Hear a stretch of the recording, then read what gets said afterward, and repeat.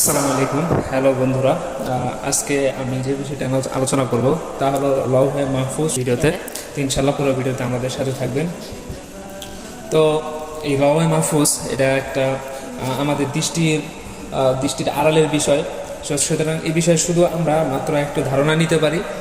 এই বিষয়কে আমরা সিরিয়াসভাবে বা এই বিষয় নিয়ে আমরা বেশি গবেষণা করতে যাব না, যেহেতু এগুলো আমাদের দৃষ্টির বাইরের বিষয়। তো লৌহে মাহফুজ সম্পর্কে হযরত ইবনে আব্বাস রাদিয়াল্লাহু তাআলা আনহুমা থেকে বর্ণিত আছে। তিনি বলেন যে আল্লাহ তাআলা লৌহে মাহফুজকে সৃষ্টি করেছেন। তো সেটাকে সৃষ্টি করা হয়েছে কি দ্বারা? দুররাতিন বাইযা, অর্থাৎ সাদা মুক্তা দ্বারা এই লৌহে মাহফুজকে সৃষ্টি করা হয়েছে।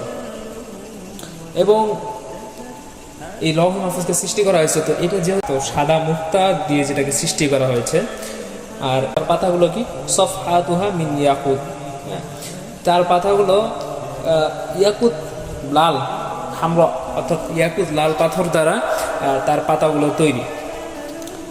এবং এর পাতাগুলো তৈরি, তো এই রেওয়ায়েত দ্বারা আমরা জানতে পারলাম যে লৌহে মাহফুজ কেমন হতে পারে। আরও ইবনে আব্বাস থেকে আরও রেওয়ায়েত বর্ণিত আছে যে লৌহে মাহফুজ এখানে এর মাঝখানে ঠিক লা ইলাহা ইল্লাল্লাহ মুহাম্মাদুর রাসূলুল্লাহ সাল্লাল্লাহু আলাইহি সাল্লাম লেখা আছে। তো আমরা এটার দ্বারা বুঝতে পারি যে আমাদের কালিমাটা কত গুরুত্বপূর্ণ, যেটা লৌহে মাহফুজের মধ্যে যেটা লিখিত। লৌহে মাহফুজ সম্পর্কে আরও বিবরণ ইবনে আব্বাস রাদিয়াল্লাহু তাআলা আনহুমা থেকে পাওয়া যায়। তিনি বলেন যে লৌহে মাহফুজ শুভ্র মুক্তা দ্বারা তৈরি একটি ফলক বিশেষ, তার দৈর্ঘ্য আসমান এবং জমিনের মধ্যকার দূরত্ব সমান। আর তার গ্রন্থ পৃথিবীর পূর্ব ও পশ্চিমের মাঝখানের দূরত্ব সমান। তার গ্রন্থ পৃথিবীর পূর্ব ও পশ্চিমের মাঝখানের দূরত্ব সমান। তার পরিবেষ্টনকারী কি? লৌহে মাহফুজের পরিবেষ্টনকারী হলো মুক্তা ও ইয়াকুত। এবং তার প্রান্তদেশ হলো লাল ইয়াকুতের তৈরি। লাল ইয়াকুত একটা পাথর, এটা তৈরি যে তার কলম এবং নূর, তার কলম হলো নূর, তার বাণী আরশের সঙ্গে গ্রথিবদ্ধ। তার এখানে বলা হয়েছে যে এই যে তার কলম, এই কলমটা হলো নূর এবং তার বাণী হলো আরশের সঙ্গে গ্রন্থিবদ্ধ, এবং তার গোড়া হলো একটা ফেরেশতার কোলে।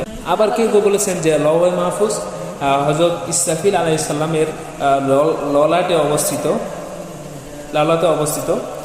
এবং কেউ বলে যে লৌহে মাহফুজের যেটা অবস্থান এটা হলো হযরত ইসরাফিল আলাইহিস সালামের ললাটে।